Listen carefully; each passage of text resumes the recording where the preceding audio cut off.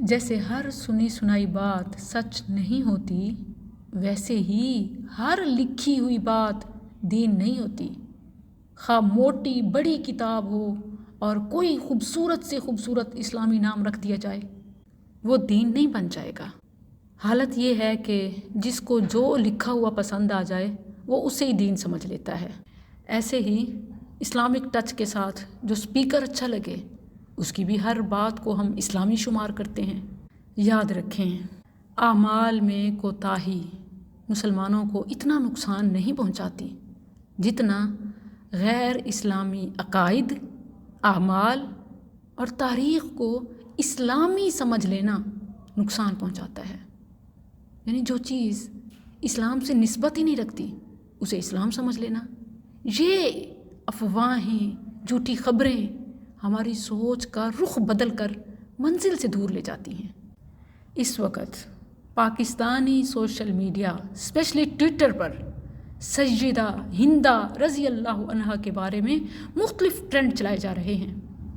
چونکہ عام عوام نے آج تک یہی پڑھا اور سنا ہے کہ ہندہ نے سید الشہداء حمزہ رضی اللہ عنہ کو شہید کرایا، ہندہ نے ان کا مصلح کیا، ہندہ نے کلیجہ چبایا، ہندہ نے مجبوری میں اسلام قبول کیا، ہندہ کو نبی صلی اللہ علیہ وسلم نے اپنے سامنے آنے سے منع فرما دیا، حتیٰ کہ ہندہ کو صحابیہ کا درجہ بھی نہیں دیا جاتا۔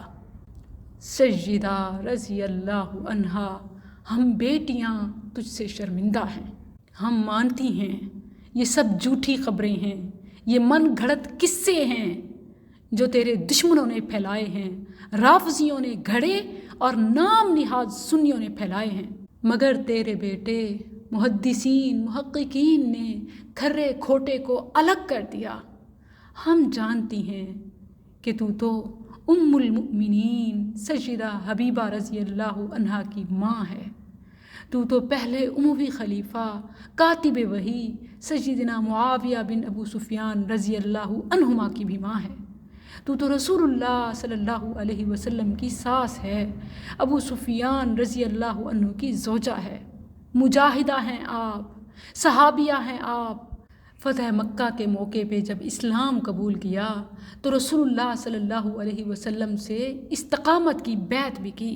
گواہ ہیں ہم، تیری بیٹیاں گواہی دیتی ہیں کہ تو نے دین کو سمجھ کر دل سے قبول کیا، کسی خوف اور جبر سے نہیں۔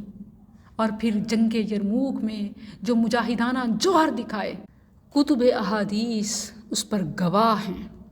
آج میں آپ سب کو یہ بتانا چاہتی ہوں کہ جو قصہ بڑا مشہور ہے کہ ہند نے حبشی بن حرب کے ذریعے سیدنا حمزہ رضی اللہ عنہ کو شہید کرایا اور پھر سیدنا حمزہ رضی اللہ عنہ کا مصلح کیا اور کلیجہ چبایا، سچ یہ ہے کہ اس قصے کا حقیقت سے کوئی تعلق نہیں ہے۔ یہ روایت چند کتب احادیث، تاریخ اور تفاسیر میں وارد ہوئی ہیں، مگر ان کی سند منقطع ہے، یعنی ایسی روایات مرسل اور ضعیف ہیں اور حقائق کے برعکس ہونے کی وجہ سے منکر ہیں۔ یہ ثابت ہی نہیں ہے۔ حقیقت یہ ہے کہ سیدنا حمزہ رضی اللہ عنہ کی شہادت میں سیدہ ہند رضی اللہ عنہ کا کوئی کردار نہ تھا۔ اس حوالے سے سیدنا وحشی رضی اللہ عنہ سے سیدنا ہند رضی اللہ عنہ کی کوئی بات یا کوئی معاملہ طے نہیں ہوا تھا، اور نہ ہی وحشی رضی اللہ عنہ ہند رضی اللہ عنہ کے غلام تھے۔ سیدنا حمزہ رضی اللہ عنہ نے غزوہ بدر میں طائمہ بن عدی کو قتل کیا تھا، اور جبیر بن مطعم رضی اللہ عنہ طائمہ بن عدی کے بھتیجے تھے جو کہ اس وقت تک مسلمان نہیں ہوئے تھے، اور وحشی رضی اللہ عنہ بھی ابھی مسلمان نہیں ہوئے تھے۔ وحشی رضی اللہ عنہ جناب جبیر بن مطعم رضی اللہ عنہ کے غلام تھے۔ سیدنا جبیر بن مطعم رضی اللہ عنہ حدیبیہ اور فتح مکہ کے درمیان ایمان لائے تھے اور خلافت معاویہ رضی اللہ عنہ میں فوت ہوئے۔ آپ نے وحشی رضی اللہ عنہ سے کہا کہ حمزہ رضی اللہ عنہ نے میرے چچا طائمہ بن عدی کو قتل کیا ہے، اگر تم میرے چچا کے بدلے میں حمزہ کو قتل کر دو تو تم آزاد ہو۔ یہی وجہ تھی جس نے وحشی رضی اللہ عنہ کو مجبور کیا کہ وہ سیدنا حمزہ رضی اللہ عنہ کو شہید کر دیں۔ اس بات کو امام بخاری نے اپنی کتاب صحیح بخاری میں کتاب المغازی کے عنوان قتل حمزہ بن عبد المطلب رضی اللہ عنہ کے تحت بیان کیا ہے۔ اور یہ جو مشہور ہے کہ رسول اللہ صلی اللہ علیہ وسلم نے ہندا کو اپنے سامنے آنے سے منع فرما دیا، یہ تو ثابت ہی نہیں ہے، بلکہ نبی صلی اللہ علیہ وسلم نے یہ اس وحشی غلام جنہوں نے بعد میں اسلام قبول کر لیا رضی اللہ عنہ، ان کے قبول اسلام کے وقت فرمایا تھا کہ میرے سامنے نہ آنا۔ اور وحشی اور ہندا رضی اللہ عنہما ان کا آپس میں کوئی تعلق نہیں تھا، اور ہند رضی اللہ عنہا کا قبول اسلام کا قصہ اور رسول اللہ صلی اللہ علیہ وسلم سے مکمل گفتگو کتب احادیث میں موجود ہے۔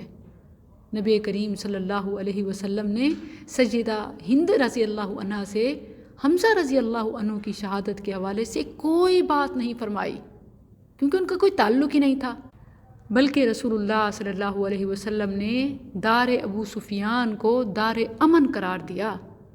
آپ نے فرمایا کہ من دخل دار ابی سفیان فہو آمن۔ اللہ اکبر۔ اب دیکھیں کہ اگر ایسی کوئی نفرت والی بات ہوتی تو کیا رسول اللہ صلی اللہ علیہ وسلم ابو سفیان کے گھر کو جائے پناہ قرار دیتے؟